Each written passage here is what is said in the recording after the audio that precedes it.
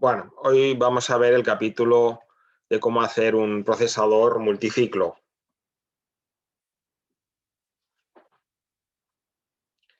Entonces, en este tema vamos a completar el diseño del computador Harvard uniciclo que hemos estado haciendo hasta ahora. A ver si puedo esconder los controles. Ahora, vale. Y garantizaremos también la correcta temporalidad en las comunicaciones asíncronas, tanto con la memoria como con la entrada-salida. Esto lo que quiere decir es ajustar el tiempo de ciclo del computador.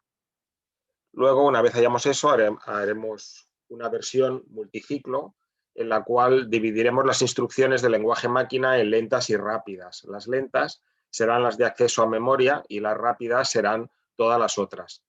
Entonces, para no malbaratar el tiempo al ejecutar las instrucciones rápidas, lo que haremos será ir a una versión multiciclo, en la que dividiremos el ciclo que tarda en ejecutarse una instrucción en varios subciclos, en miniciclos, y dependiendo de si es rápida o lenta, pues tardará más o menos miniciclos. Y finalmente, pues compararemos el rendimiento del procesador usando esas dos estrategias. Primero vamos a completar el diseño del procesador.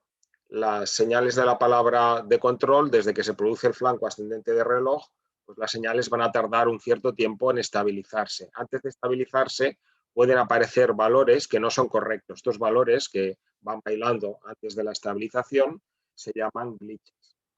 Y dependiendo de la señal, pues tardará más o menos tiempo. Estas señales deberán mantenerse estables como mínimo hasta el siguiente flanco de reloj. El tiempo de ciclo lo vamos a ajustar para que sea más grande que el tiempo de propagación del camino crítico. Es análogo a lo que habíamos hecho en el capítulo 6. Y el camino crítico lo vamos a calcular desde la salida de un biestable hasta la entrada de un biestable, que puede ser el mismo u otro distinto. Lo que nos va a limitar más el tiempo de ciclo son las señales de permiso de escritura, write-D, write-mem y las que validan si estamos haciendo una lectura o una salida a la controladora de puertos, RD-in y write-out. Vamos a empezar a mirar la señal de permiso de escritura en registro, WRD. WRD determina si al final del ciclo actual vamos a hacer una escritura en uno de los registros del banco de registros. Esta escritura va a ser síncrona y se hará por flanco ascendente de reloj al final del ciclo. Tendremos que garantizar que en el momento de la escritura las señales write-D, el registro destino y el dato propiamente dicho a escribir, el dato D, sean estables cuando se produzca el flanco ascendente de reloj.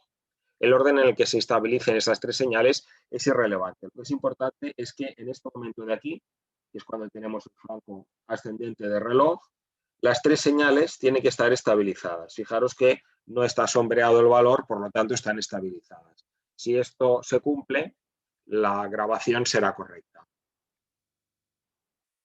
Vamos a ver ahora la señal write-mem. La señal write-mem no se escribe por flanco, sino que se escribe por nivel. Es una escritura asíncrona por nivel. Es algo más complejo que la escritura en un registro. Tenemos que garantizar que cuando write-mem pasa a 1, la dirección de la posición de memoria en la que vamos a escribir, address-mem y el dato a escribir, que es write-mem, ya sean estables. Además, el módulo de memoria impone que las señales tienen que ser estables un cierto tiempo antes de que write-mem pase a 1. Es el tiempo T sub PSU, el tiempo de setup. Luego tiene que permanecer a 1 durante un tiempo TPW, que es la anchura del pulso, y después tiene que mantenerse también durante un tiempo TH, que es el tiempo hold.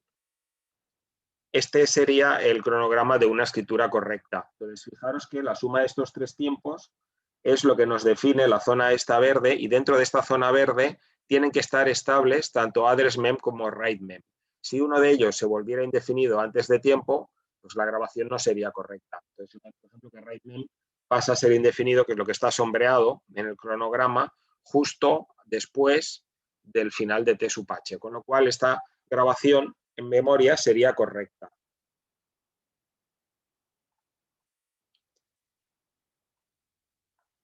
La implementación actual que estamos haciendo del procesador no garantiza que las escrituras sean correctas en memoria. ¿Por qué? Pues porque la señal write-mem tarda menos en estabilizarse que las otras dos señales. Entonces, fijaros que aquí, cuando write_mem ya sube a 1, address_mem y write_mem todavía están indeterminados. ¿Por qué? Pues porque write_mem se estabiliza en 960 unidades de tiempo y, en cambio, la dirección en la que queremos escribir de la memoria tarda 1950 y el dato 1030. Entonces, esto haría que la grabación en memoria no fuera correcta. No sería correcta porque se pone a 1 el bit write_mem antes de que estén estabilizados el dato y la dirección. Entonces, esto evidentemente habrá que corregirlo. La manera de corregirlo va a ser una manera muy sencilla, muy inteligente.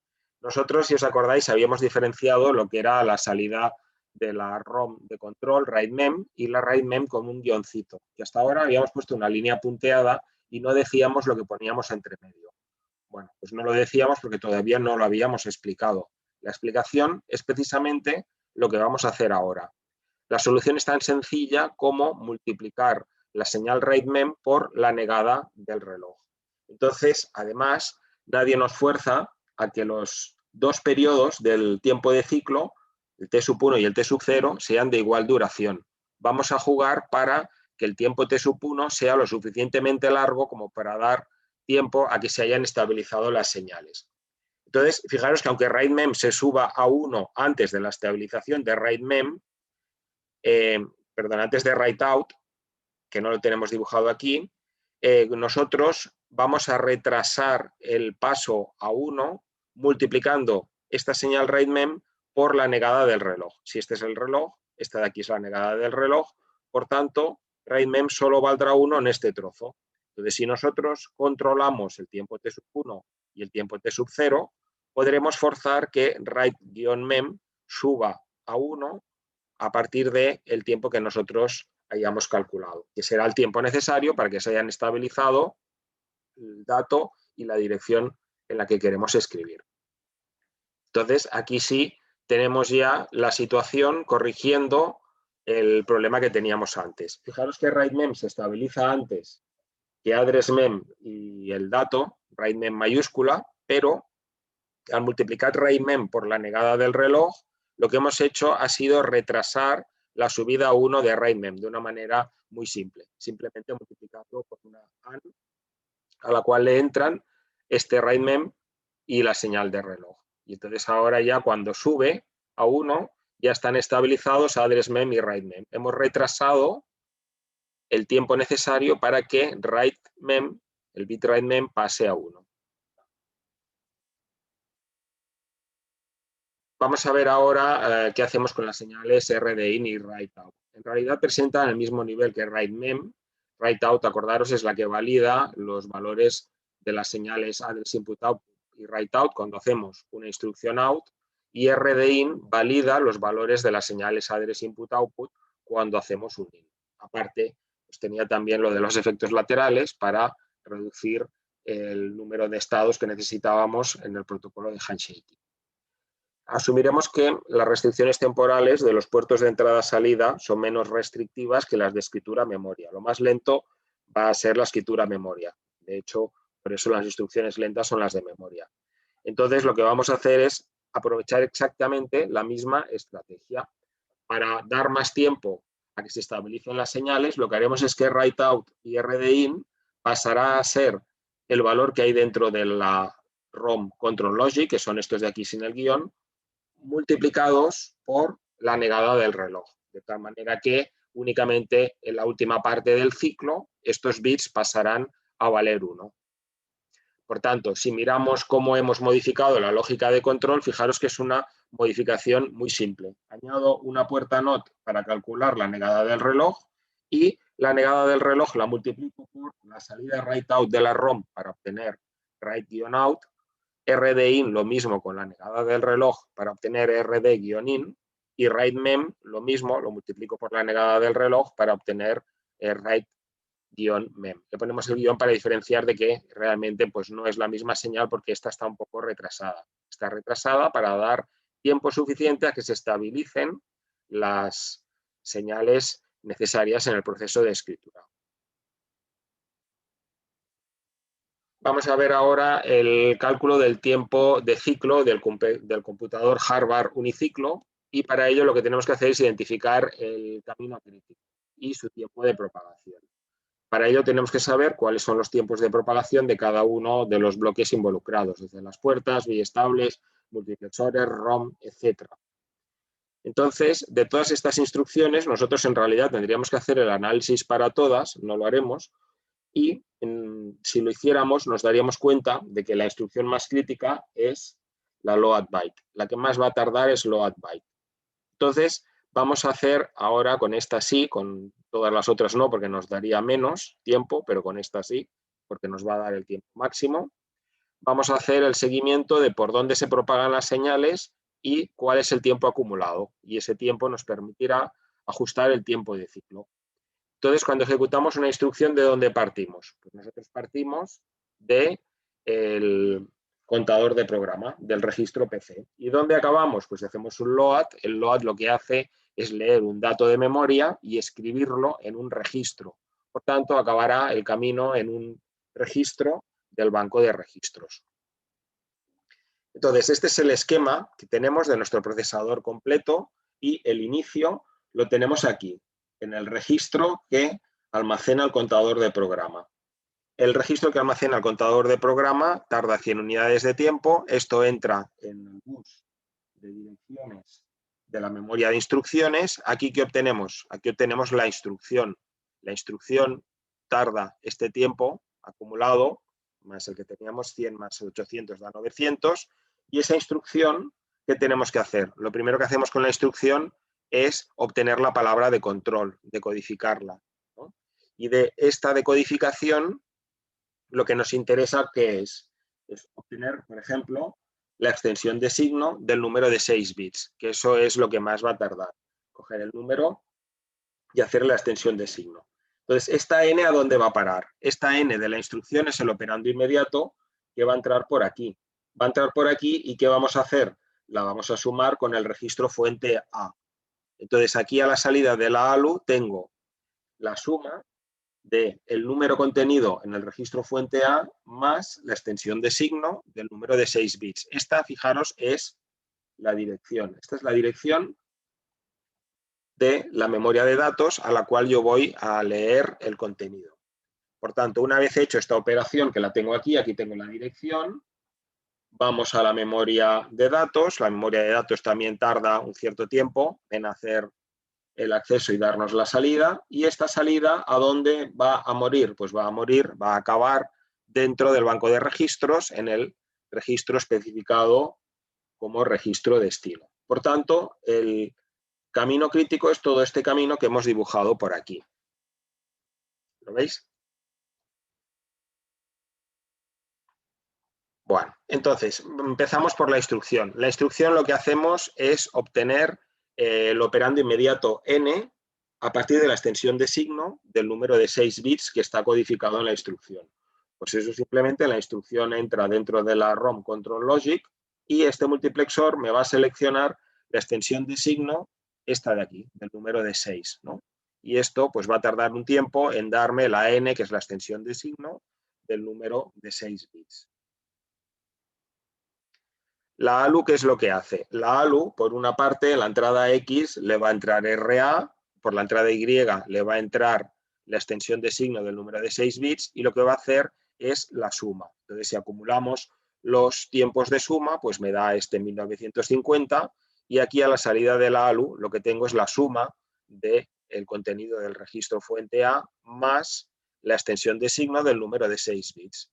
Si hacemos un zoom aquí dentro de el bloque aritmético lógico para ver cuál es este tiempo de retardo añadido por el bloque AL, lo que tenemos es esto de aquí, ¿no? La ALU dentro del bloque aritmético lógico, el bloque que usamos es el bloque que hace la suma, la AT. Y eso, pues si lo contáramos, pues nos da este incremento de retardo. Entonces, una vez tengo la dirección de memoria a la cual quiero ir a leer el dato, y esa dirección de memoria es lo que ha calculado la ALU, es el registro fuente A más la extensión de signo del número de 6 bits, eso entra en la memoria y me proporciona a la salida el contenido, ¿no? Y se encamina pues, por estas situaciones de aquí.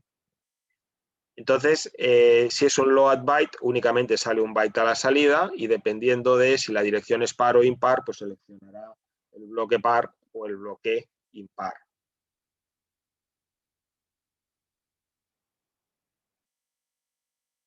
Y por último, dentro del banco de registros, pues a la entrada de todos los registros tengo el dato D y únicamente aquel que reciba la señal load A1 pues será el que memorice el dato.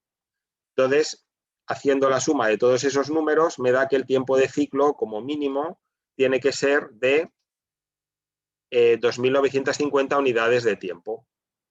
Entonces, vamos a redondear a 3.000 y ahora nos podemos preguntar si el tiempo de ciclo de 3.000 lo vamos a obtener con una señal de reloj simétrica o no. Fijaros que si hago una señal de reloj simétrica, quiere decir que cada semiperiodo son 1.500 unidades de tiempo. Todo el periodo, pues esto serían 1.500 y esto serían 1.500. ¿El problema que tenemos cuál es? El problema que tenemos es que ADRESMEM tarda 1.950 unidades de tiempo. Entonces, 1.500 no es suficiente para que se haya estabilizado en medio ciclo la señal ADRESMEM. Entonces, podría pasar que la señal WriteMem pasara a 1 demasiado pronto. ¿Qué alternativas tenemos? Pues si tarda 1950, lo que puedo hacer es que esto, en vez de ser 1950, sea 2000. Si esto es 2000 y lo otro es 2000, tengo un tiempo de ciclo de 4000 y la cosa ya funciona. Pero fijaros que en la segunda mitad de ciclo yo no necesito que esto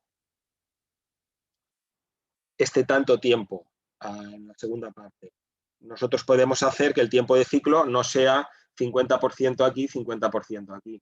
Podemos hacer que el tiempo de ciclo sea más largo en la primera parte y menos largo en la segunda parte. Entonces, ¿cómo hacemos esto?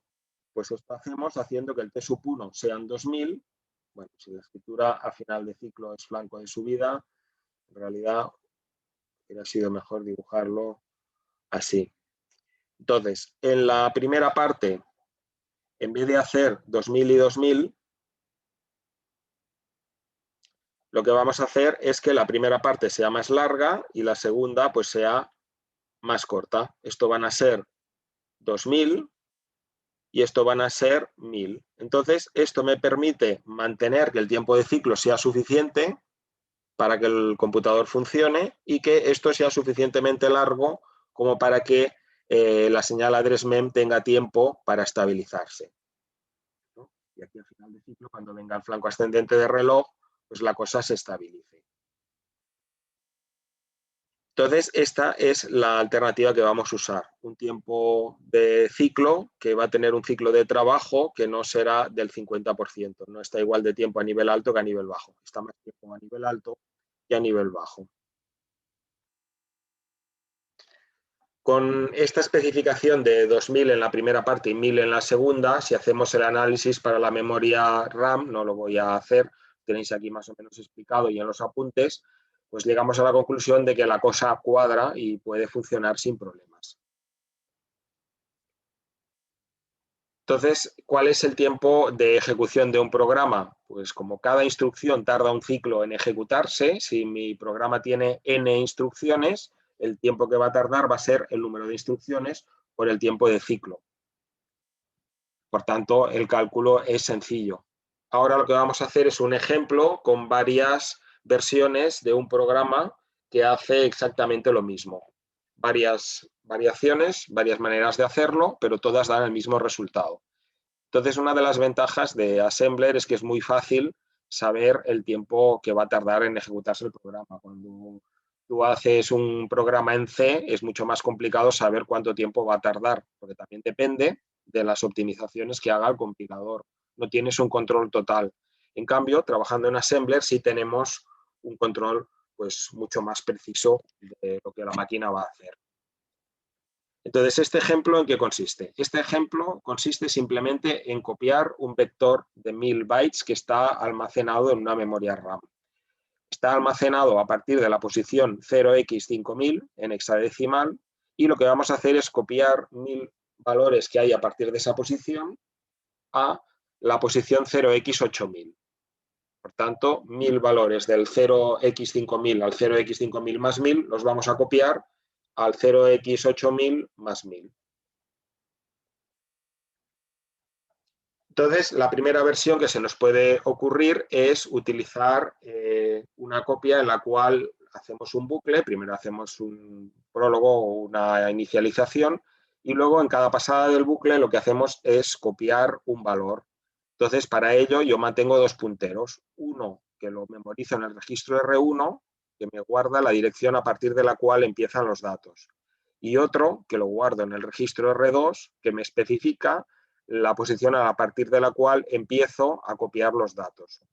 Entonces, ese 1000, que es la cantidad de números a copiar, si lo paso a hexadecimal, me da este número de aquí, 0368, y si yo quiero saber cuál es la última dirección a la cual yo voy a tener que copiar, pues lo que puedo hacer es la suma de R1 más este 0368, ¿no? Entonces, esto me va a permitir controlar el fin del bucle. El R1 empieza en esta posición y en el momento que haya copiado 1000 valores ya habremos acabado.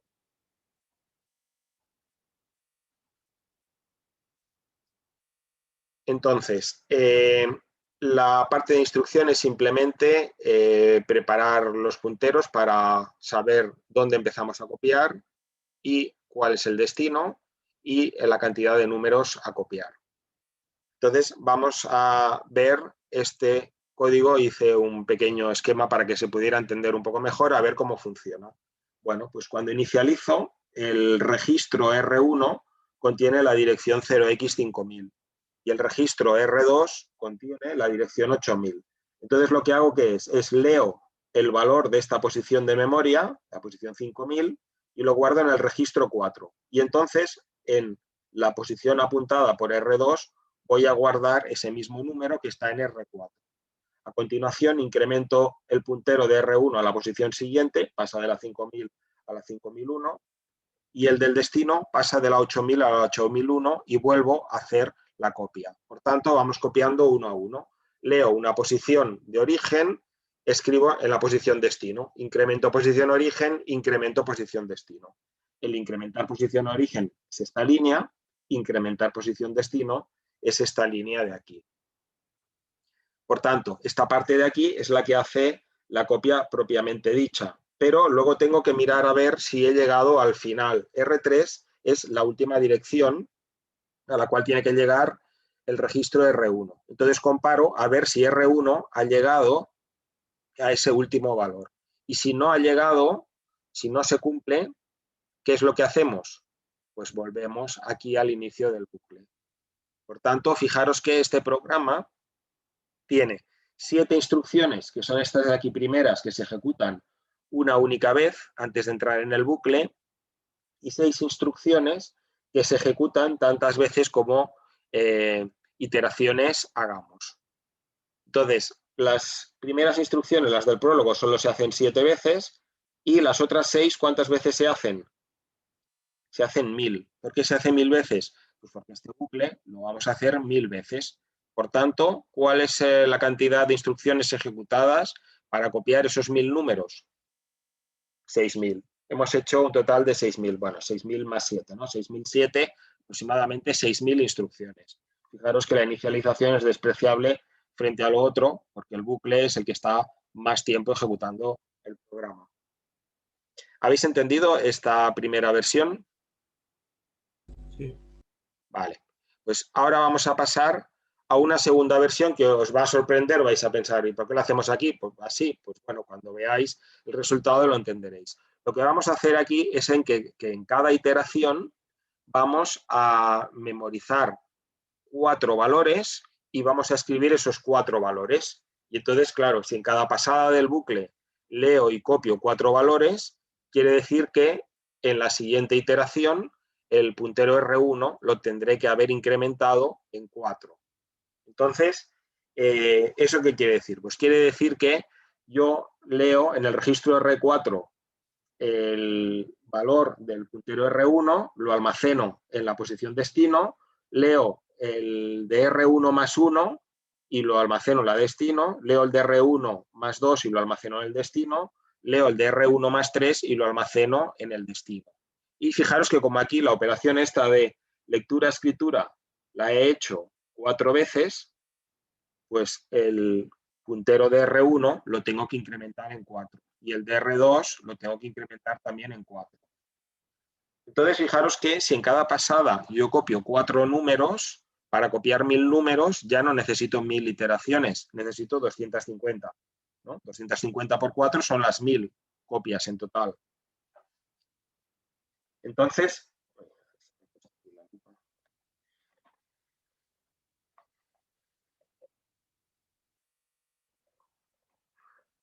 vale. Entonces, esto a efectos de cálculo, ¿qué es lo que provoca? Pues lo que provoca es que yo sigo teniendo 7 instrucciones antes del bucle y ahora mi bucle cada pasada va a hacer más instrucciones, pero fijaros que únicamente, como os copio de 4 en 4, únicamente voy a hacer 250. Entonces, 250 por 12 me da 3000 instrucciones, me da muchas menos. Fijaros que este programa va a tardar la mitad que el anterior. ¿Parece magia? Bueno, más que magia, el tema ¿cuál es? Si nosotros miramos este código de aquí, fijaros que aquí yo tengo 2 y 2, 4, 5, 6, 7, 8 instrucciones de copia y 4 de control del bucle. ¿Lo veis? Y si yo miro la versión anterior, en la versión anterior, ¿qué es lo que tengo? Tengo 2 instrucciones de copia, que son estas de aquí, la de lectura-escritura, y 4 de control del bucle. ¿Eso qué quiere decir? Que pierdo más tiempo en el control del bucle que haciendo la tarea propiamente dicha. Eso es lo que hace que esta versión del algoritmo sea más ineficiente que la otra. Entonces, igual que este dibujo, pues he intentado hacer otro dibujo. Aquí lo que hacemos, ¿qué es? Pues el puntero R1 apunta a la posición 5000 y lo que hago es leer de golpe y copiar 4 valores, que son esos 4 valores de ahí copiados a estas 4 posiciones de aquí.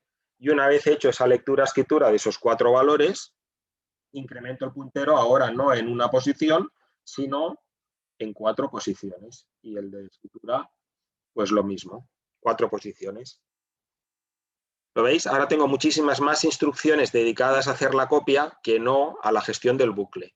Esto que hemos hecho aquí se le llama a veces, ahí pone un rolling o en castellano, desenroscar el bucle, ¿no? Desenroscar porque le quitamos vueltas. Entonces, quitarle vueltas le llaman desenroscar. ¿Lo veis? Sí. Fijaros que si esto lo hubiéramos hecho en C, nos hubiera costado mucho darnos cuenta de si realmente es más eficiente uno o es más eficiente el otro. Pero hecho en Assembler es que se ve clarísimo porque sabemos perfectamente lo que está haciendo la máquina y qué esfuerzo le cuesta a la máquina controlar las iteraciones. Bueno, pues no hemos acabado todavía las versiones. Vamos a hacer 2 versiones más. La siguiente versión, ¿en qué consiste? La siguiente versión consiste en que lo que voy a hacer es que en vez de copiar con load byte y store byte, lo que voy a hacer es con una sola instrucción copiar 2 bytes de golpe. Porque lo que vamos a hacer es leer un word, leer una palabra de 2 bytes y hacer un store de 2 bytes. Entonces, fijaros que aquí estoy ahorrando las operaciones de lectura-escritura, se me reducen a la mitad. Copio igualmente 4 en cada pasada, pero se me ha reducido a la mitad la cantidad de loads y stores.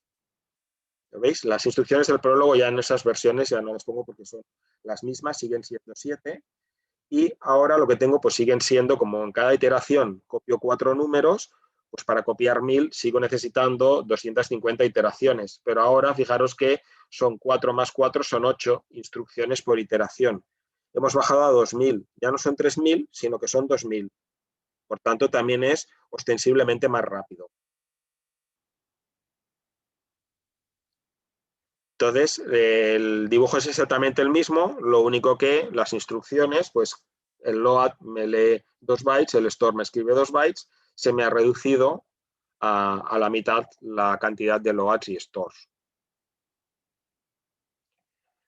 Vamos a hacer lo mismo, pero con lectura y escritura de Word, pero leyendo y escribiendo 4 words. Bueno, pues si hago una cosa análoga a la versión 2, pero con load y store, en vez de load byte y store byte, fijaros que aquí en una pasada he hecho 1, 2, 3, 4 lecturas-escrituras de 2 bytes, pues en cada pasada del bucle estoy haciendo la copia de 8 bytes. Entonces, 1000 dividido entre 8 quiere decir que ahora solo tengo que hacer 125 iteraciones.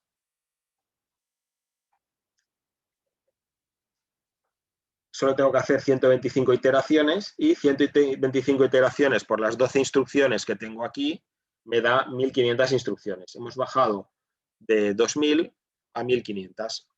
Fijaros también que esto está muy bien en este ejemplo y es muy bonito, pero también hay que cogerlo un poco por pinzas. Esto lo podemos hacer porque el número de pasadas, que era 1000, es divisible por el número, pero si esto nos diera aquí un número que no fuera entero, ya tendríamos que hacer una historia de mirar a ver si estamos en la última para copiar alguno menos y entonces ya quizás no valdría la pena. Esto es parecido a lo que se hace con la transformada rápida de Fourier. La transformada de Fourier tiene una versión digital, que es la Fast Fourier Transform, que se basa en que son potencias de 2. Si no son potencias de 2, ya no se puede hacer. Pues aquí es algo parecido. Para que esto funcione, la cantidad de números a copiar tiene que ser divisible de manera entera por la estructura que estamos usando. Si no, ya no sería factible. También supongo que no se os escapa que aunque este código es más rápido, es de lectura más difícil, es más difícil de entender. El primero era más sencillo, ¿no? Este primer código es más fácil de entender. Estos códigos de aquí pues son más complicados de entender. Por tanto, lo que ganamos en velocidad también lo perdemos en claridad del código. Entonces, una cosa que me gusta a mí también comentar, que no tenéis en los apuntes, bueno, las versiones estas de Word creo que tampoco las tenéis, solo tenéis la de copiar un byte o copiar 4 bytes. Una cosa que me gusta decir también es que cada vez que vamos implementando una mejora, fijaros que la mejora cada vez es menor. Llega un momento que haces un gran esfuerzo para tener una mejora pues, muy pequeña. Entre la primera versión y la segunda hemos ganado todo esto en tiempo. Entre la segunda y la tercera ya solo hemos ganado esto y entre la tercera y la cuarta ya solo hemos ganado esto. Y si ahora planteáramos otra, repitiendo la estrategia, pues ganaríamos todavía muchísimo menos. Por tanto, pues esto tampoco es una mejora que la puedas hacer de manera indefinida y que vayas mejorando aquí pues hasta el infinito. Bueno, entonces fijaros que, por ejemplo, entre el 2 y el 1 es que el 2 tarda exactamente la mitad. Es una mejora de tiempo muy significativa. Si es un cálculo que tarda pocos segundos, pues no pasa nada. Pero si fuera una simulación que tarda días, pues claro, reducir días o reducir meses, ahí sí que las reducciones son muy significativas.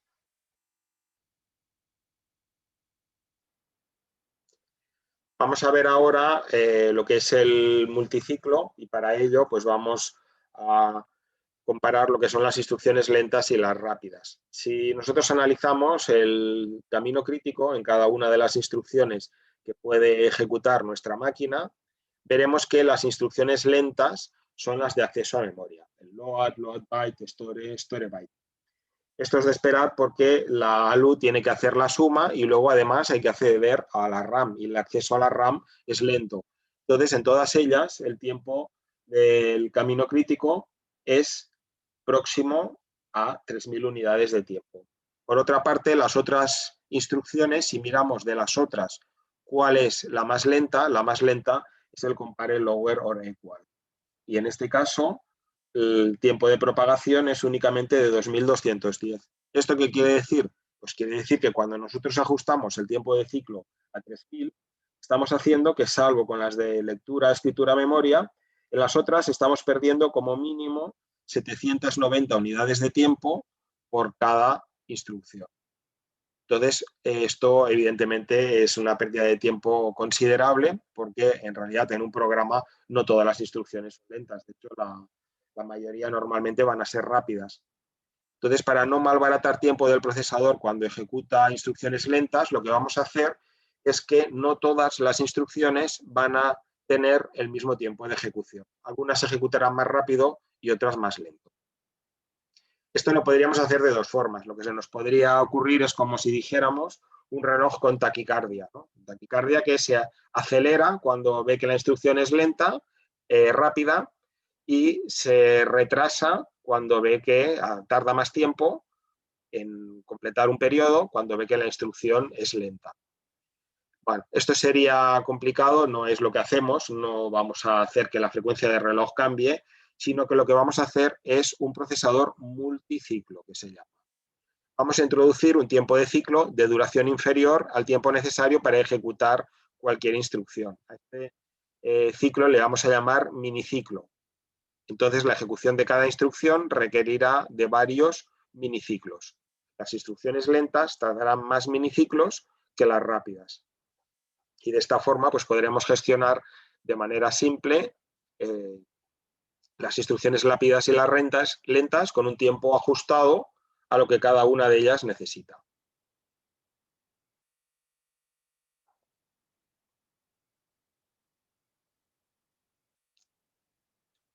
Entonces, en este ejemplo de aquí, para que las cosas sean fáciles, lo que vamos a hacer es que los miniciclos van a ser de 750 unidades de tiempo. Entonces, las lentas van a tardar 4 miniciclos. Fijaros que 4 por 750 da 3000, con lo cual estamos en la misma situación anterior. Y 3 por 750 da 2250, que si comparamos con el tiempo que nos ha salido de la más lenta de las rápidas, que es 2210, fijaros que 2250 es mayor a este valor, por lo tanto, puede funcionar sin problemas. Estamos dando tiempo suficiente para las instrucciones rápidas. Entonces, la palabra de control la vamos a tener invariable a lo largo de todos los miniciclos de ejecución de cada instrucción. La palabra de control va a ser la misma, salvo las señales que modifican el estado del computador. Las señales de escritura en registro, escritura en memoria y validación de in-out. Entonces, los registros no se actualizarán al final de cada miniciclo, sino únicamente en el último miniciclo de ejecución de la instrucción. Por tanto, tendremos que volver a estudiar cómo generar las señales para autorizar la modificación de la RAM y los puertos de entrada-salida. Ahora ya no usaremos la estrategia de multiplicar por la negada del reloj. Utilizaremos otra estrategia.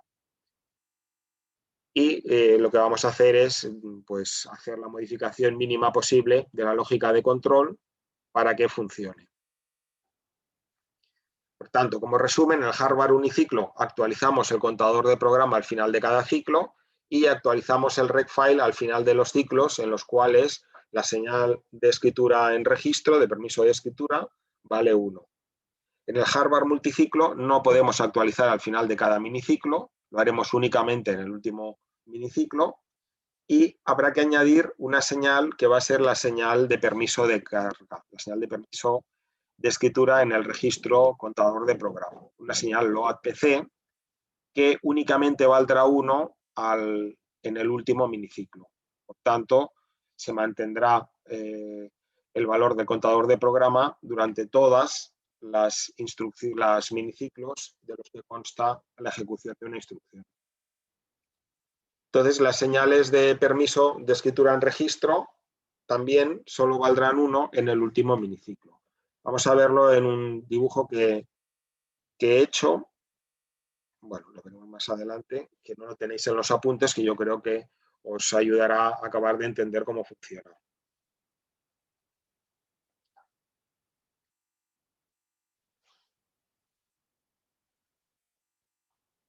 Bueno, entonces fijaros la modificación que hacemos en el contador de programa. Al contador de programa le he añadido aquí una señal de permiso de escritura LOAD-PC que antes no teníamos. Esta señal LOAD-PC me la va a proporcionar la lógica de control. Por tanto, tendré que modificar la lógica de control para que me dé esta señal de permiso de escritura. Entonces, ahora la lógica de control hasta ahora era combinacional. Ahora no. Ahora vamos a tener que añadir una parte secuencial para que podamos saber en qué miniciclo me encuentro. Como únicamente voy a escribir en el último miniciclo, tengo que contar cuántos miniciclos llevo. Entonces, la ROM ahora va a generar una nueva señal llamada MEM. Aquí tendremos que dar a la salida una nueva señal que llamaremos MEM. Y esta señal MEM valdrá 1 cuando ejecutemos una instrucción lenta, o sea, una instrucción de acceso a memoria, que son cualquiera de estas 4. Si no, la señal MEM valdrá 0. Entonces la señal write pasará a llamarse write 1 y ahora no lo haremos, como decía, con la negada del reloj, sino que usaremos esta señal loadPC.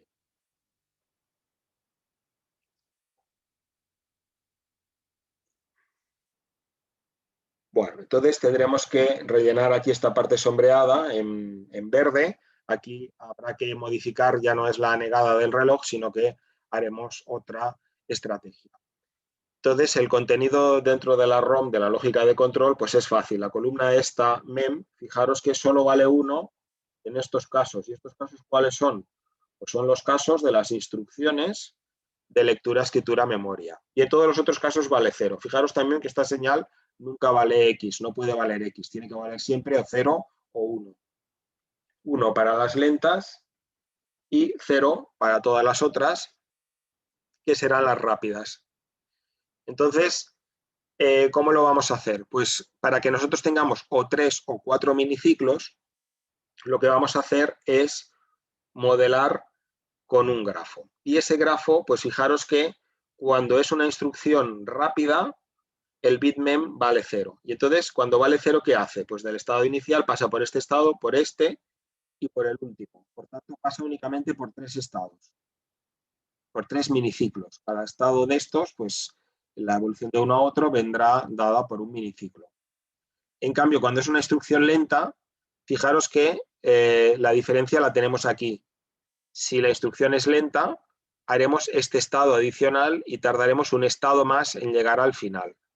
Entonces, el estado en el cual loadPC valdrá 1 será este último estado. Entonces, las rápidas tardarán 3, las lentas tardarán 4. Por tanto, el tiempo de miniciclo hemos dicho que lo hemos ajustado a 750 unidades de tiempo. En una instrucción de memoria, de acceso a memoria, que es la lenta, pues tardaremos 4 miniciclos. Y en el cuarto es cuando loadPC valdrá 1 y en todos los otros valdrá 0. Esto lo que hará pues, es que durante las 3000 unidades de tiempo se nos mantenga el contador de programa con el mismo valor. En cambio, cuando la instrucción es rápida, MEM vale 0, nos saltamos este estado de aquí y por tanto pasamos de 0 E1 al E3 y luego ya volvemos al E0. Fijaros que aquí loadPC vale 1 en el miniciclo que tenemos al cabo de 2.250 unidades de tiempo. Y aquí ya pasaríamos a ejecutar la siguiente instrucción. Tanto la lenta tarda todo esto de aquí, la rápida tarda únicamente esto de aquí. Y fijaros que al dar el valor loadPC en el último miniciclo, ya de alguna manera tenemos identificada cuál es la parte final de la ejecución de la instrucción, mediante el valor este loadPC, que es el que tenemos a la salida del grafo de la unidad de control. Entonces, si ese grafo lo representamos en una tabla de transiciones entre estados, pues del estado 0, independientemente de lo que valga el bitmem, esto nos puede servir de repaso del primer examen. Si estoy en el estado 0, independientemente de lo que valga el bitmem, el estado siguiente es el 1. Si estoy en el 1, si es una instrucción rápida, el bitmem vale 0 y pasamos al estado último, que es el 3.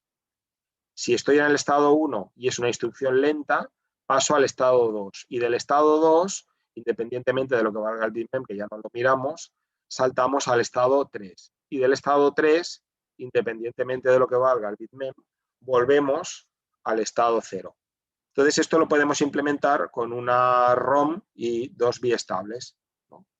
Y el loadPC, ¿cuándo vale 1? Pues vale 1 en el último estado. Y el último estado lo sé porque Q0 y Q1 valen 1. Por tanto, loadPC lo tengo como el producto de las salidas de los 2 biestables. Entonces, fijaros que la unidad de control, que hasta ahora era combinacional, ahora ya no es combinacional, es secuencial. Secuencial porque hemos añadido 2 biestables. Entonces, este loadPC es el que utilizamos para multiplicar por la salida de escritura memoria write-mem de la ROM y obtener el write-mem. Lo mismo con el RD-in, con el write-out y con el write-d. O sea, multiplico por lo add-pc y eso lo que hace es que estas señales se pongan a 1 únicamente en el último miniciclo. Bueno, pues con esto acabamos de ver lo que es un procesador multiciclo.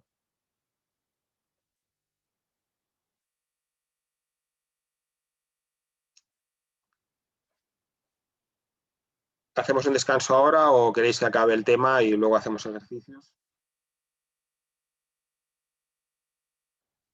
Descanso ahora, por favor. Vale. Bien, pues paro la grabación. Bueno, vamos a acabar el capítulo, que ya queda poco de este.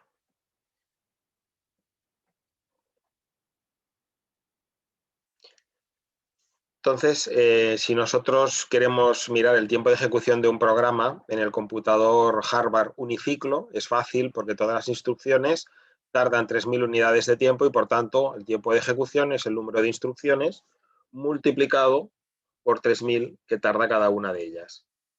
En cambio, en el Harvard multiciclo, pues va a depender de la cantidad de instrucciones rápidas y lentas. Las lentas van a tardar lo mismo que en el uniciclo, van a tardar 4 por 750 igual a 3.000, pero las rápidas, como nos ahorramos un miniciclo, van a tardar 750 menos.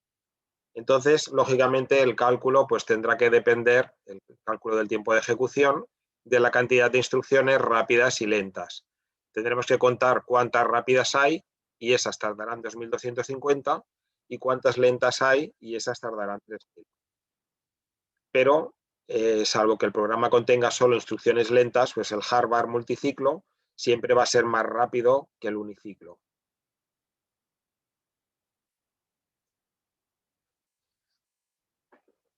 Entonces, vamos a hacer un ejemplo numérico para poder dar un resultado concreto. Vamos a suponer, por ejemplo, que ejecutamos un programa y ese programa tiene un 30% de instrucciones lentas y un 70% de rápidas. ¿Cuál sería el tiempo medio por instrucción?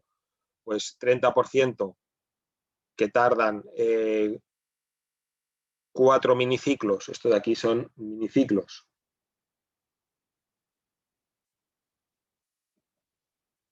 Y 70% que tardan 3 miniciclos. Esto me dará el número total de miniciclos en promedio. Multiplicado por 750 unidades de tiempo que tarda cada miniciclo, pues me sale que en promedio cada instrucción se ejecuta en 2.475 unidades de tiempo. 2.475 que, lógicamente, compara favorablemente con el 3.000. Es significativamente menor. Pero fijaros que esto es un cálculo estadístico. Hay que saber cuántas rápidas hay y cuántas lentas hay.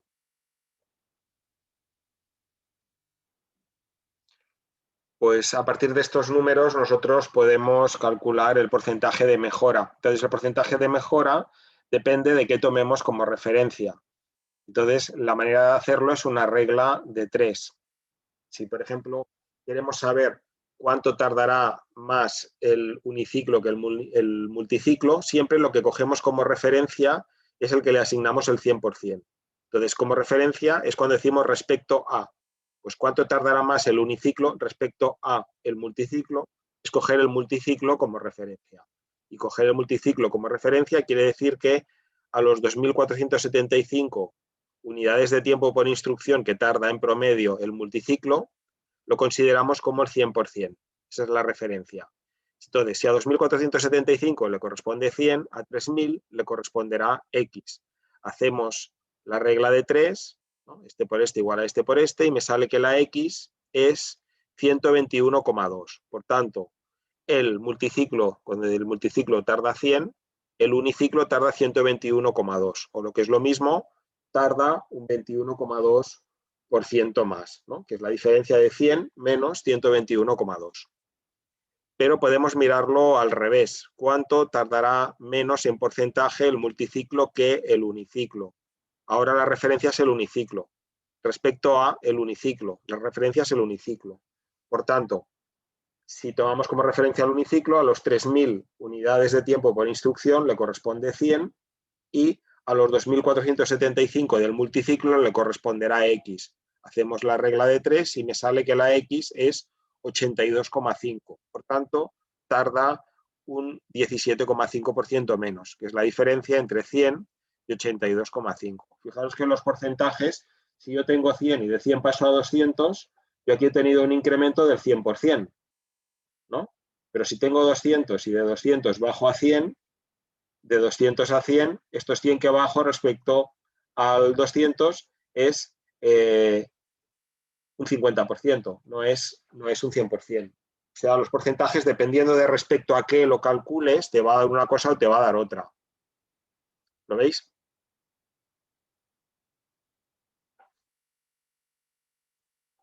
Entonces, aquí la pregunta clave siempre es respecto a. ¿Cuánto tarda más respecto a? ¿Cuánto tarda menos respecto a? El respecto a es lo que tomamos como referencia, es el que le asignamos el 100 de referencia.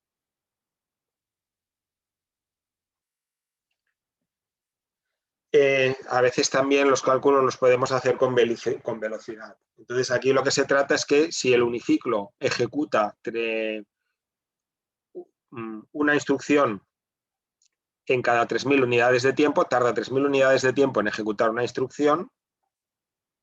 En una unidad de tiempo, ¿cuántas instrucciones ejecuta? Pues evidentemente ninguna. Ejecuta 1 partido por 3000. Es hacer la regla de 3 también, ¿no? Si en 3000 unidades de tiempo hago una instrucción, en una unidad de tiempo haré una 3000ésima parte de instrucción. Entonces, si hago la regla de 3 con velocidades, pues resulta que si miro cuánto es más lento respecto al multiciclo, el multiciclo, si lo considero 1 partido por 2400 instrucciones por unidad de tiempo, le corresponde 100, a 1 partido por 3000 le corresponde X, si calculo la X, me sale que es un 20% más lento. Y si hago el cálculo del porcentaje al revés, considero como referencia el uniciclo, pues 1 partido por 3000 instrucciones que hago en una unidad de tiempo le corresponde 100, a 1 partido por 2400 le corresponde X. Pues esto me da que es un 25% más rápido.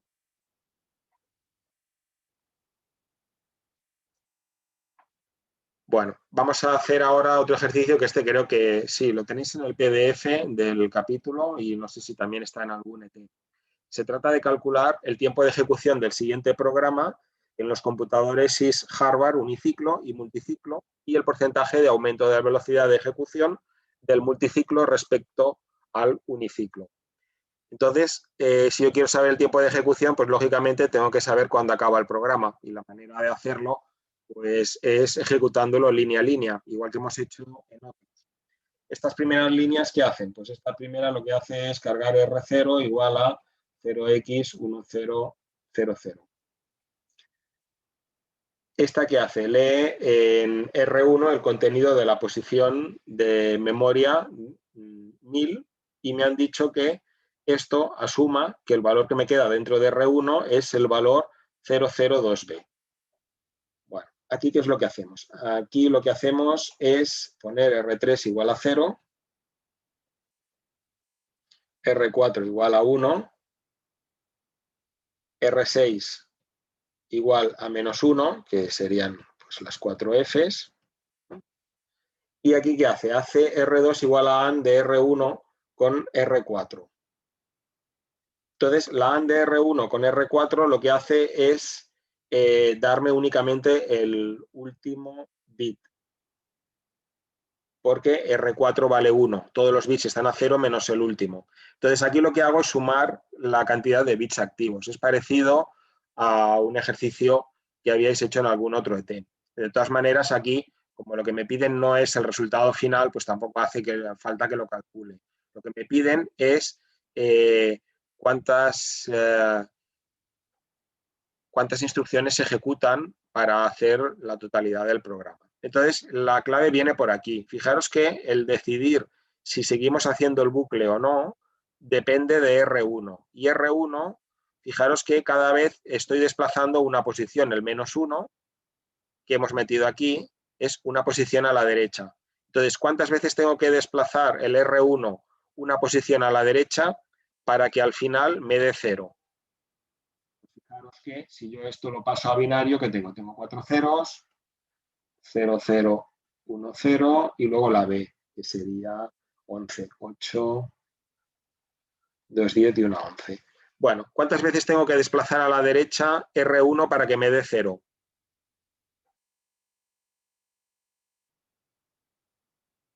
12. 6, no, como 12, 6 veces. En el momento que yo desplazo 1, pierdo este 1, otro pierdo este, otro pierdo este, otro pierdo este, otro pierdo este, otro pierdo este.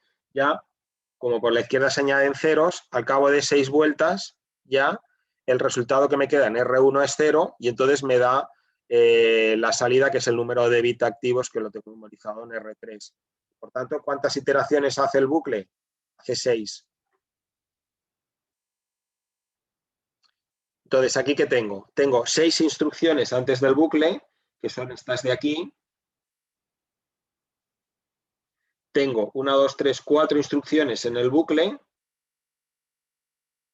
y una después del bucle. Por tanto, el tiempo que tarda en ejecutarse este programa, que es las 6 de antes del bucle más las 4 de dentro del bucle, que las hace 6 veces, porque hace 6 iteraciones, 6 pasadas por el bucle, más la instrucción última, que es el out.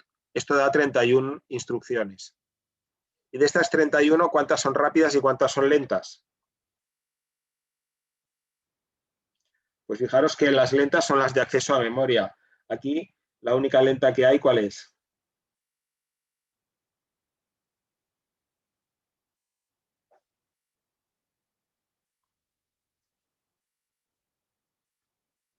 La única lenta que hay es esta de aquí, que es el load. Todas las otras son instrucciones rápidas. Por tanto, lo que tengo realmente, ¿qué es?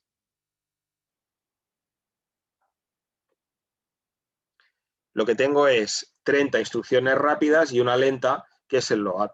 En el uniciclo, como tanto da que sean rápidas o sean lentas, ¿cuánto tarda este programa en ejecutarse? Pues 31 multiplicado por 3.000, que tardan todas ellas, esto me da 93.000 unidades de tiempo.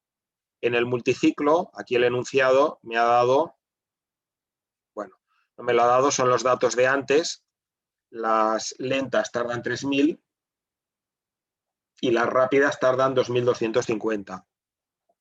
Por tanto, 30 rápidas por 2.250 más una lenta por 3.000 da 70.500 unidades de tiempo.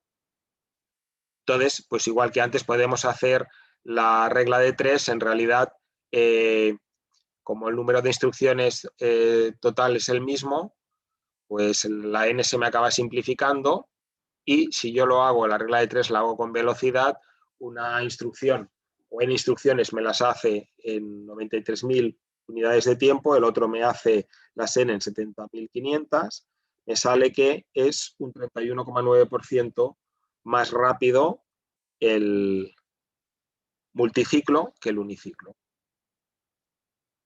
Bueno, pues este es un ejercicio que lo tenéis resuelto en el PDF de ejercicios. Y como resumen de este capítulo, pues hemos finalizado el diseño del computador Harvard. Además, hemos hecho 2 versiones, la uniciclo y la multiciclo. La multiciclo lo que hace es diferenciar las rápidas de las lentas. Y en el tema siguiente lo que haremos será ir a un modelo que ya no será Harvard, sino que será von Neumann. Entonces, los modelos von Neumann implícitamente siempre tienen que ser multiciclo, no hay uniciclo. Y lo que haremos será que las instrucciones y los datos estarán en la misma memoria RAM. A diferencia de lo que hemos hecho hasta ahora, no habrá 2 memorias, una para datos y otra para el programa, sino que habrá una única memoria para datos y programa. Lógicamente, los datos están en una zona de memoria y el programa en otra, zonas que no tienen que machacarse, ¿no? Cuando yo escribo datos en memoria, tengo que vigilar de no escribir los datos en las posiciones donde está mi programa, porque si lo escribo en una posición del programa, machacaría la instrucción y luego podría no funcionar, ¿no? De hecho, seguramente no funcionaría. Entonces, una ventaja del modelo von Neumann es que la ALU la vamos a utilizar también para actualizar el PC, con lo cual no tendré un sumador para incrementar el contador de programa y otro sumador en la ALU. La suma la vamos a hacer en la ALU. De hecho, va a ser un procesador distinto más parecido a los que realmente se utilizan. Pero como paso previo para ir construyendo desde puertas y biestables, pues nos ha ido muy bien este procesador que hemos hecho, porque conocéis exactamente todos los entresijos y todos los detalles de nuestra unidad de proceso. Y luego, de alguna manera, ya veis que todo esto está también muy enfocado a programación. Pensad que, no sé si ya os lo he dicho, pero creo que sí, la electrónica analógica como solución está un poco muerta. Y eso lo puedo decir porque yo también os voy a dar la analógica del trimestre que viene. Entonces, la analógica siempre la vamos a tener como interficie de entrada y de salida, porque el mundo real es analógico. Pero todo lo que puedas hacer en digital siempre va a ser mucho más barato y más fiable hacerlo en digital que no hacerlo en analógico. Entonces, os guste o no, cada vez hay más aparatos y más cosas que se tienen que programar, y el tener conceptos de programación, pues todo lo que estamos haciendo en esta asignatura os ayuda muchísimo y os refuerza. Entonces, la semana que viene tenemos la segunda práctica en la cual tendréis que programar un poquito más en C, tampoco mucho. Y acordaros que la última práctica, la práctica del traffic lights, del semáforo, en realidad ahí la gracia es que montéis sobre protocolo, que pongáis los LEDs y las resistencias y los switches. El switch, si queréis, no hace falta, se puede darle con un cable que conectas o desconectas, pero iría bien que tuvierais, aparte de la placa, pues un pequeño protoboard y los 6 LEDs y 6 resistencias que se necesitan para esos LEDs. Abrí una pequeña página web de cada una de las prácticas y tenéis también un vídeo, y ahí pues están listados los componentes que necesitáis. La última práctica es de aquí a un mes, pero ir pensando, porque los componentes los podéis comprar en cualquier tienda de electrónica, vale poco, pero sería interesante que los tuvierais, porque esa última práctica es de montaje más que de programación. Bueno, entonces con esto hemos acabado el capítulo del procesador multiciclo, el capítulo 12, y ahora lo que vamos a hacer pues será de cuántas son las resistencias. Las tenéis puestas en... Puedo enseñar dónde está, porque a veces es más fácil enseñarlo. A ver. Vamos a abrir aquí. Hola virtual.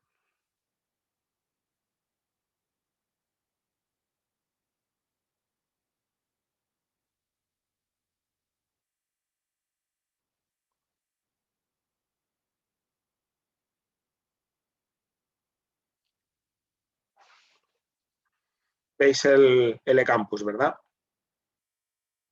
Sí. Vale, pues vamos aquí a donde pone la práctica 5, ¿veis? Abrí una página web de cada una de ellas, porque como la gente no se lee los manuales, pues lo que hago es añadir como mínimo la esencia, lo más básico para que la gente lo tenga. Entonces aquí tenéis cuál es el proyecto que hay que usar, porque hay gente que abre proyectos que no son los que tocan. También entiendo que es un poco complicado porque hay una estructura de directorios con bastantes ficheros. Entonces, en el Texas tenéis dos carpetas, el LabWare y el TexasWare. El LabWare son laboratorios que hay que completar, que son los que vamos a hacer mayoritariamente en esta asignatura y sobre todo en la siguiente. Pero en esta práctica lo que vamos a hacer no es un laboratorio que tengáis que programar, sino que lo que vamos a hacer es ir a otra carpeta que se llama TexasWare, y todos los proyectos que tenéis en esta carpeta TexasWare son proyectos que ya son operativos, ya son funcionales. No hay que tocar nada para que funcione. Pero aquí lo que hay que hacer es montar el hardware externo para que veáis cómo el microcontrolador se puede interactuar con switches y LEDs del exterior.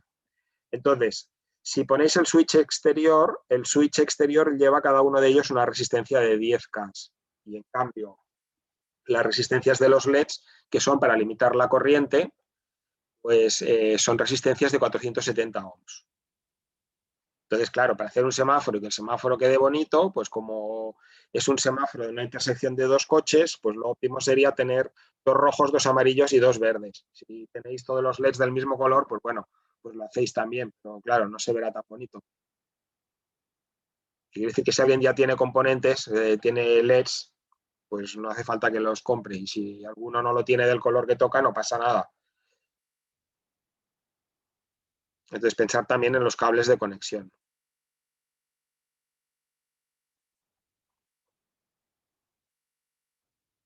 Bueno, me parece que tenéis el vídeo también de la práctica, sí. Lo que pasa es que ahora, como se abre otra ventana, seguramente no lo veréis. Le dais aquí y veréis el vídeo.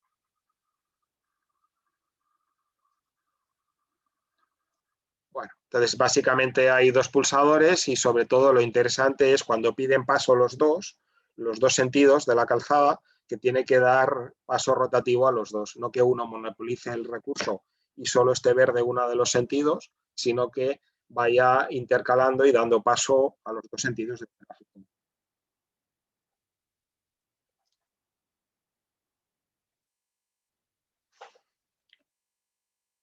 Bueno, entonces ahora vamos a pasar a los ejercicios que quedaron del capítulo de memoria.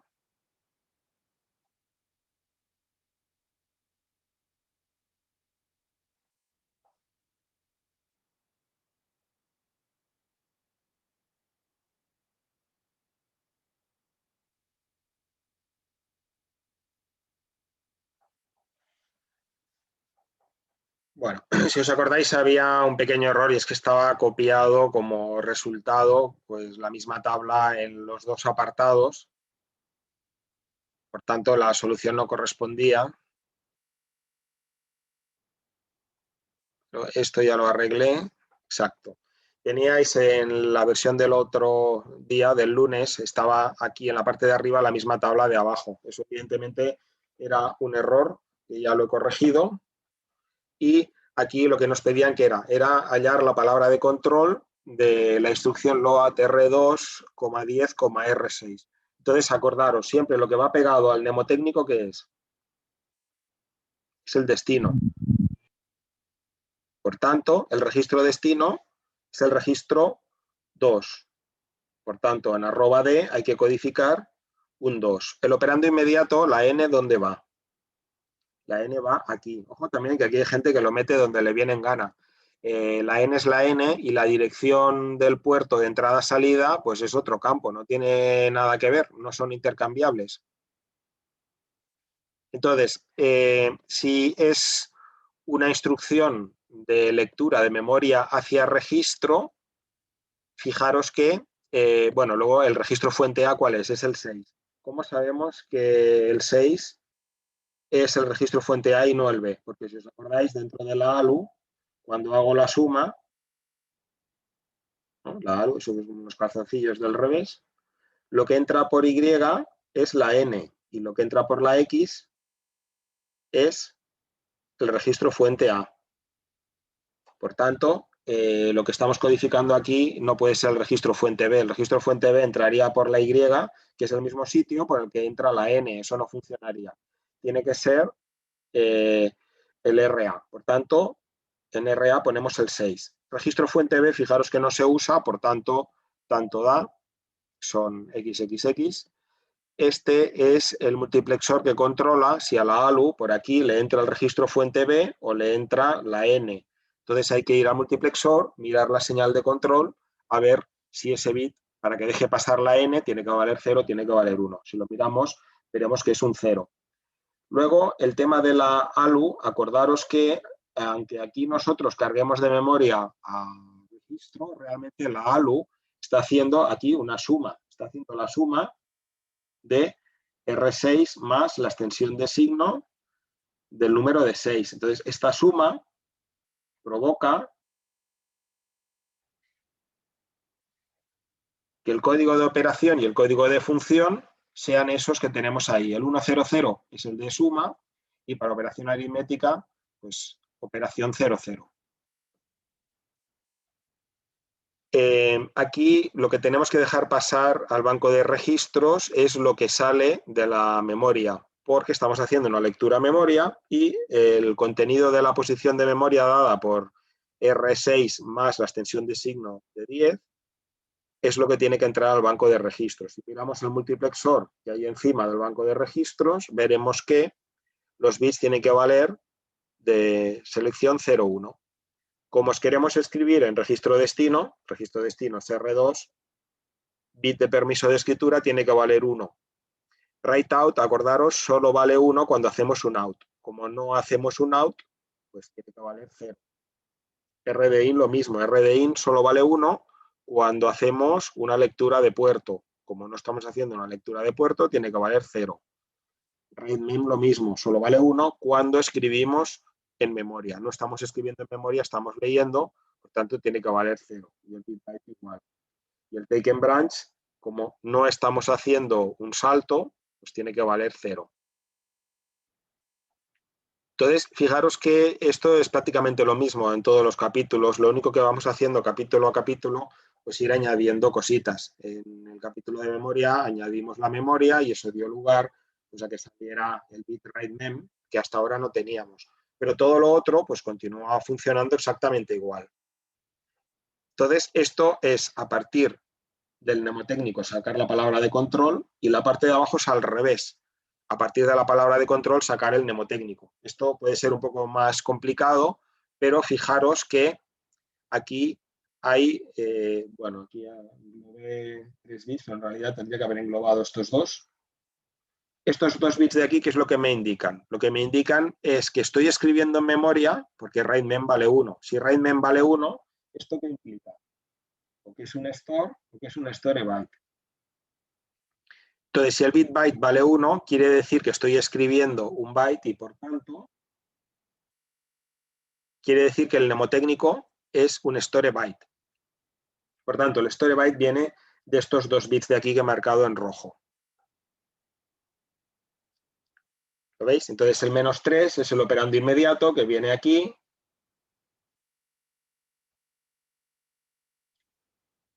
El -3 se suma con el registro fuente A, aquí en la ALU, por tanto, este R4 viene de aquí, y el otro registro es el registro B. Entonces, fijaros que no hay registro destino, porque el destino es una posición de memoria, no es un registro, por tanto, esto es vale en X. Si yo no escribo en ningún registro del banco de registros, write tiene que valer 0, y lo que valga el multiplexor que decide que entra en el banco de registros, pues va a ser X. Fijaros que aquí en el store pasa lo mismo del load.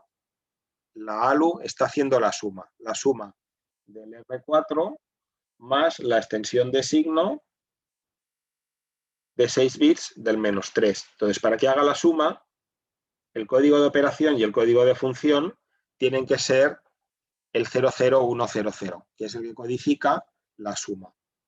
Y lo mismo, para que pase el operando inmediato n hacia la entrada y, el bit rb/n tiene que valer 0. Entonces, write-out es lo que usamos cuando hacemos una escritura en un puerto de salida. Como no estamos haciendo ninguna escritura en ningún puerto de salida, write-out tiene que valer 0. Take and branch, igual que antes, no estamos haciendo ninguna instrucción de salto, por tanto no hay que saltar, tiene que valer 0. Y el puerto de salida, como no estamos haciendo ni un in ni un out, pues el valor es irrelevante. ¿Lo veis?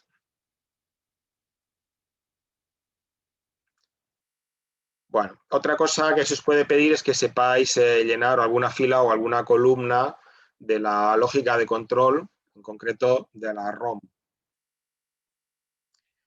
Entonces, hay columnas que son fáciles de llenar. El BNZ y el BZ, acordaros, el BNZ vale 1 únicamente cuando hago un BNZ y si no, vale 0. El BZ lo mismo, vale 1 únicamente cuando hago un BZ, si no, pues vale 0. El RaidMem, pues fijaros que en estas instrucciones ADI, load byte y move HI no hay ninguna escritura a memoria, por tanto, el bit este tiene que valer 0. RDIN solo vale 1 cuando hago un in, no hago ningún in, por tanto todo es 0. Write-out solo vale 1 cuando escribo y aquí no estoy haciendo ningún out, por tanto, cuando escribo en un puerto, por tanto 0 los 3. Bit de permiso de escritura en registro siempre que el resultado vaya a parar a un registro. Cuando hago un ADI, el resultado va a un registro, load byte lee una posición de memoria y la deja en un registro, MoveHI me carga un operando inmediato en un registro, por tanto los 3 valen 1. El bit byte vale 1 cuando hago una lectura de byte. Entonces, fijaros que como este es un load byte, aquí tiene que ir un 1. Y en los otros, pues tanto da el valor porque no lo vamos a usar. El RB/n tiene que dejar pasar la n en los tres casos, porque en los tres hay un operando inmediato, por tanto, en los tres tiene que valer 0. En estos dos casos de aquí hay que hacer que al banco de registros le llegue la salida de la ALU y en este caso de aquí lo que sale de la memoria. Por tanto, tenemos que ir a mirar las señales de control del multiplexor a ver cuál es el valor que tiene que tener. Bueno, y así sucesivamente con los otros. Entonces, fijaros, por ejemplo, el código este, el 100, es el código de la suma, tanto en el ADI como en el load byte, la ALU tiene que hacer una suma y, por tanto, código F tiene que valer 100. Y este de aquí, pues lo sacamos de la tabla, ¿no? Y los otros, pues tenemos que ir al multiplexor a mirar a ver, bueno, estos y estos, y este y este.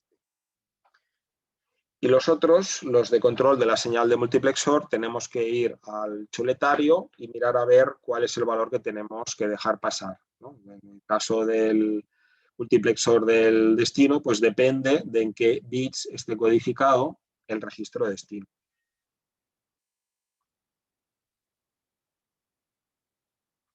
Bueno, entonces, otros ejercicios que tenéis por ahí que tenéis que hacer en el ET del tema 11. Pues, por ejemplo, el ET11, los ejercicios 7 a 9, que veo que algunos de vosotros ya habéis hecho, pero otros no, pues nos dice indiqueu l'estat del computador, el contingut dels registres del banc de registres, les posicions de memòria modificades dels ports de sortida, el registre comptador de programa, etc., després de l'execució de cadascuna de les següents instruccions. Suposeu que el contingut inicial dels registres i de les posicions de memòria és igual per totes les instruccions i és el següent. Es esto que tenemos aquí en la tabla, el contador de programa vale esto y cada uno de ellos es un ejercicio independiente. Entonces, por ejemplo, el primero me pide que haga la OR, que el resultado lo dé en R6 y la OR de R3 y R5. Entonces, R3 son todo unos y R5 vale 2, pues la OR vale 1, solo que uno de ellos vale 1. Bueno, esto sería la 3R5. Esta OR tendría que dar todo Fs. Es una AND, ¿no? Sí, esto es una AND y entonces queda arreglado. Sí.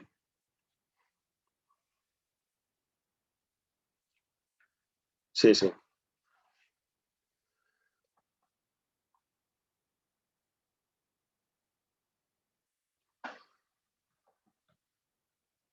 Bueno, vamos a ver los que tienen más gracia, que es la lectura y escritura de memoria, que son propiamente los de este capítulo. Entonces, ¿esto qué hace? Esto carga en el registro R3 el contenido de la posición de memoria dada por el contenido de R5. ¿Y R5 qué contiene? Vengo aquí y veo que R5 tiene un 2. 2 más 2, ¿qué vale? Vale 4. Y tengo que venir aquí, a donde me especifican el contenido de memoria de la posición 4. Fijaros que la posición 4 tiene un 0x34. Pero esto es un load. Me lee un word. Por tanto, ¿qué es lo que hace? Me mete este 0.34 en la parte baja y en la parte alta, ¿qué me mete? La siguiente posición de memoria. ¿Lo veis? Porque es un load. Es un load que lee dos posiciones de memoria. ¿Y el contador de programa cuánto pasará a valer? Pues el contador de programa, fijaros que se incrementa en 2. Si yo lo incremento en 2, 8 más 2 es 10, el 10 en hexadecimal es una A.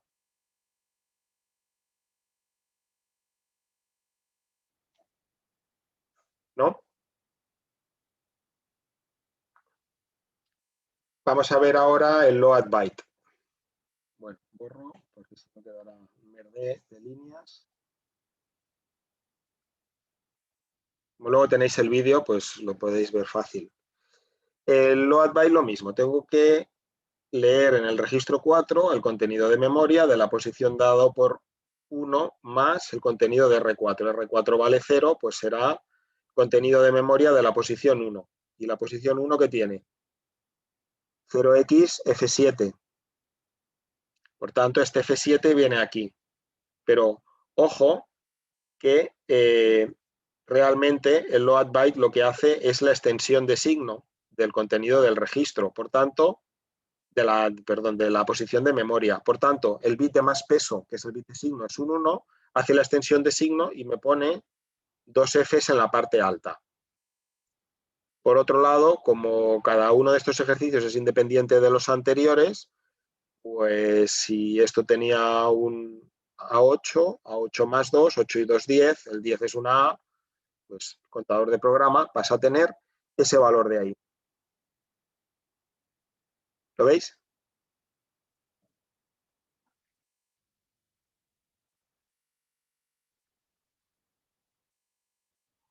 Bueno, pasamos al último. El último lo que hace es escribir en una posición de memoria, el store es un store word, por tanto me va a escribir todo este número, el 2454, porque es el que saco de R1.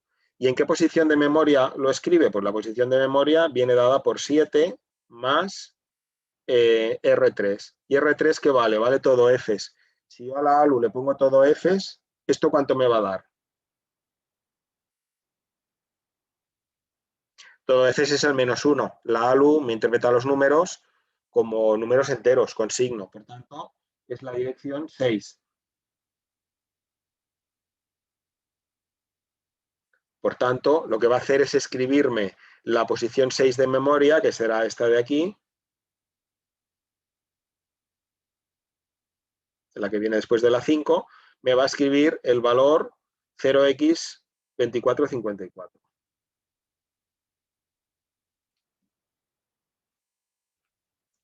¿Lo veis?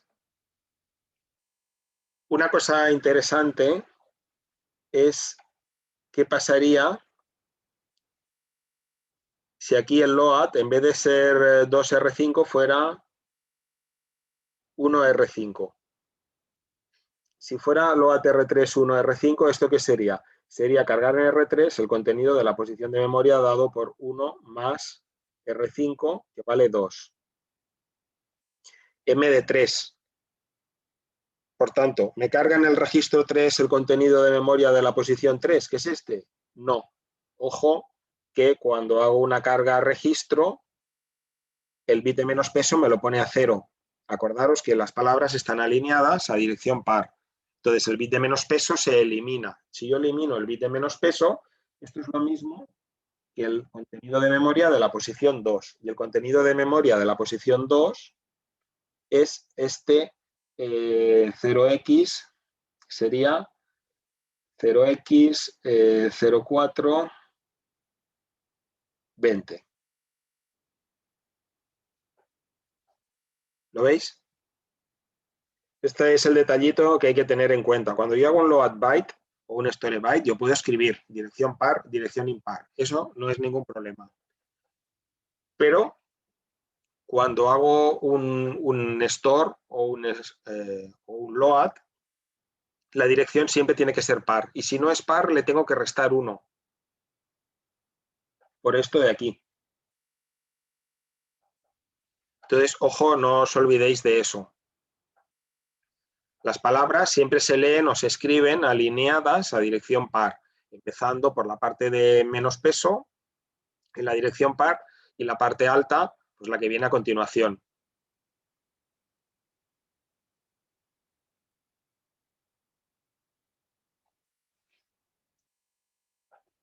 ¿Lo veis? Esto que acabo de explicar ahora es importante, ¿eh? Esto podéis tener algo de loads y stores y load byte y store byte en el examen sin ningún problema.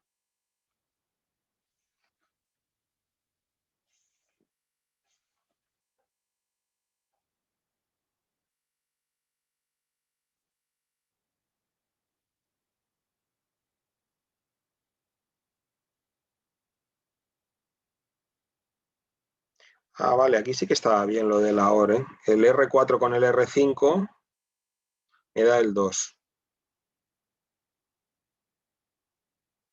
Sí, esto es verdad, lo corregí porque ya vi que estaba mal, pero en vez de corregir la OR por una AN, lo que hice, para modificarlo menos es poner aquí un R4.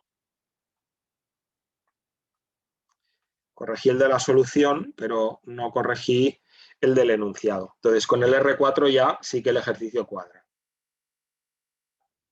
Me extrañaba porque recordaba haberlo corregido.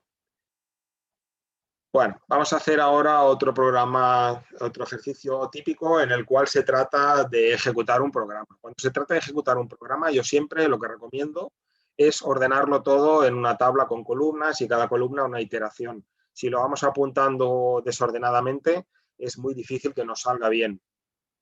Entonces, ¿la manera cuál es? La manera es ir ejecutando línea a línea, pero ordenando primera ejecución, segunda ejecución, tercera ejecución, cuarta ejecución, etcétera. Entonces, en cada casilla vamos poniendo lo que hace. La primera instrucción, pues lo que hace es cargar en el registro 1 el valor 1. El segundo lo que hace es R2 igual al 1 del R1 más 8, pues igual a 9. El siguiente lo que hace es un shift arithmetic del R2, dejándolo en R2 y moviéndolo las posiciones codificadas con R2. Entonces, el 9, ¿cuánto vale? Pues el 9, si lo miramos, pues es un 8 más 1, 9, ¿no?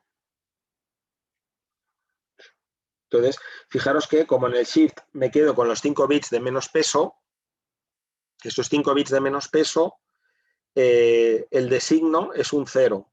Por tanto, lo que hago es desplazar 9 posiciones a la izquierda. Entonces, si desplazo 9 posiciones a la izquierda, lo que me sale pues, es el número este.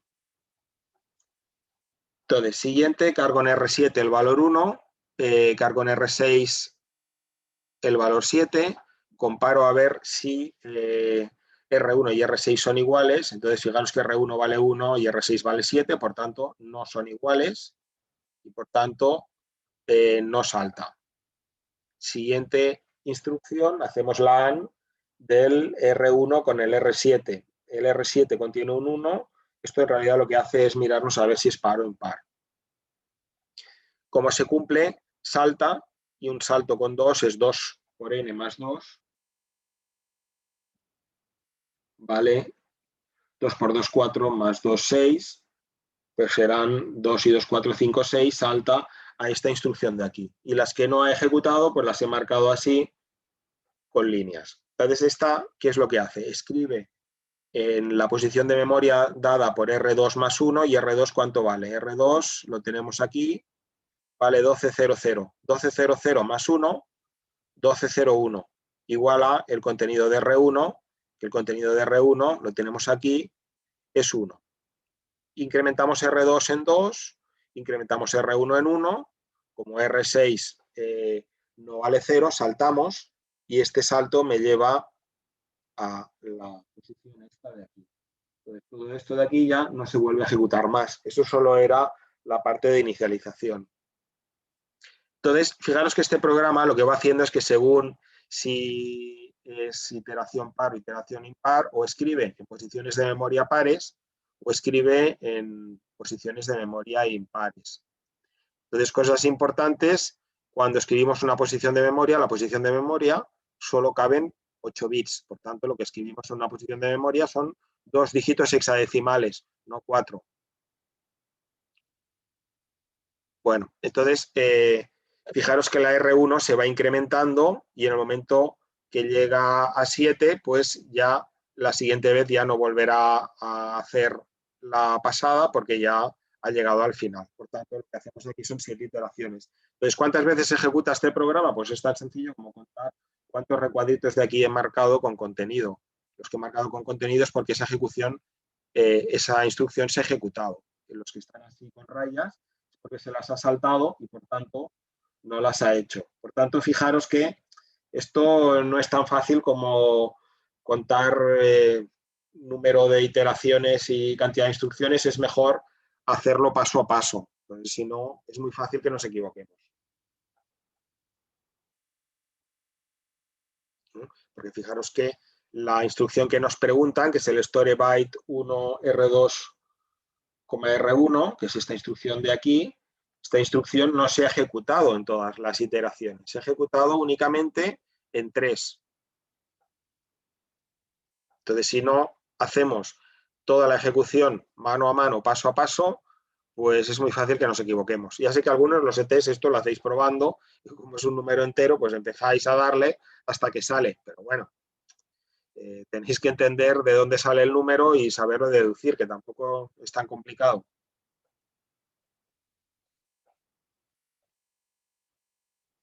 Luego, otro ejercicio que tenéis en este ET, en el ET11, es el 11, que lo que dice es, nosotros tenemos 2 fragmentos de código y lo que queremos, varios fragmentos de código, y queremos saber cuál es el que hace una operación en concreto. Entonces, se trata simplemente de ejecutar esos códigos, mirar a ver lo que nos da como resultado, y si es el resultado deseado, entonces quiere decir que esas líneas son correctas. Si no, si da un número distinto, pues quiere decir que el resultado no es correcto. Bueno, estos son los ejercicios que quedan. Luego también el 12 es un poco más completo, es un poco más laborioso de hacer. Aquí lo que és un poco dudoso és que dice a partir del cicle I+1 en l'adreça de la instrucció està emmagatzemada a PC0x00AA es realitza l'entrada d'una dada des del port d'entrada keyData. Entonces, eso parece que sea la instrucción IN, pero se refiere a todo el proceso de lectura de datos. O sea, no se refiere al IN del keyData, sino a leer el key status y si el key status es 1, entonces lee el dato. Entonces yo recuerdo cuando lo resolví, pues el primer error fue considerar que, como dice que a partir del I+1 lee un dato, pues el I+1 es el IN R3 como aquí data. Pues no, el I+1 es la lectura del key status.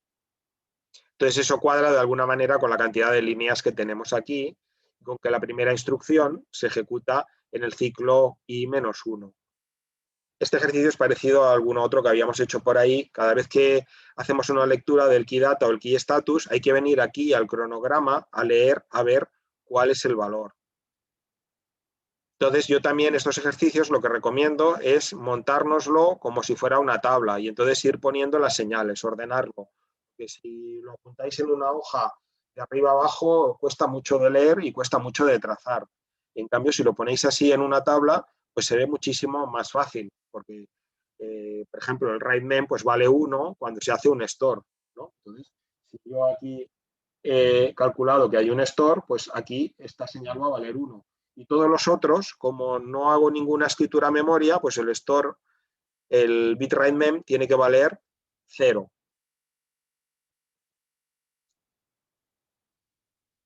¿Lo veis? Entonces, lo que recomiendo es eso. Siempre estos ejercicios, montároslo en una tabla. Luego, en el último capítulo, haremos más ejercicios de ejecutar programas y mirar lo que sale, que es interesante. Y de alguna manera reforzaremos también pues, todo esto. ¿Tenéis alguna pregunta antes de acabar la clase? Sí, lo de este ejercicio. Este que está en la transparencia. Sí. l'IMES8 tenim de PC l'IMES8 això depèn del valor que t'ha quedat a l'R1. No? Si R1 és 0, salta. Sí, no. Jo dic el clock, o sigui el PC, el program counter. B6, B8... Si tira 14 cap enrere, o 16, no sé. No 8.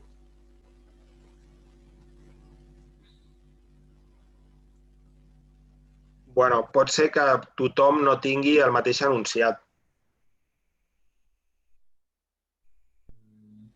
No sé què vols dir. Bueno, si tira cap enrere és 2 per n més 2. 2 per n més 2, vale. Vale, voy a hacer. Per n més 2. Llavors, si la n val menys 8, és 2 per menys 8 més 2, això seria menys 16 més 2 menys 14. Vale, ya está.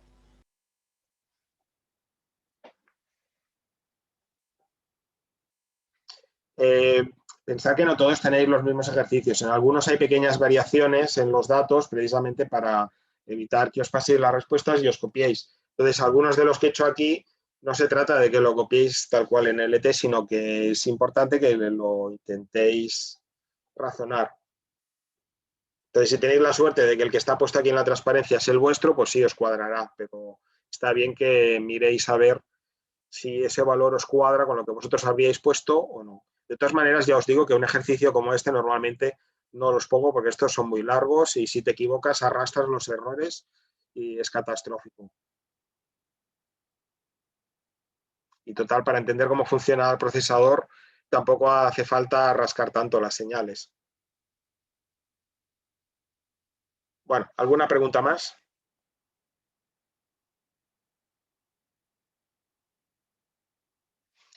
El 2 por n más 2 proviene a ver si puedo apartar, es que se pone la barra esta.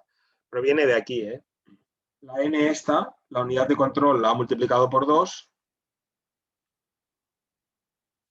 y luego se le suman estos dos de aquí. Eso es lo que le llega como valor nuevo del contador de programa.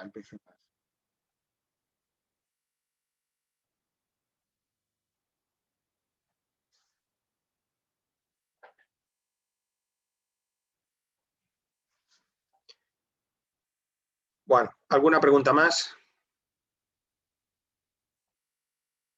Voy a parar la grabación.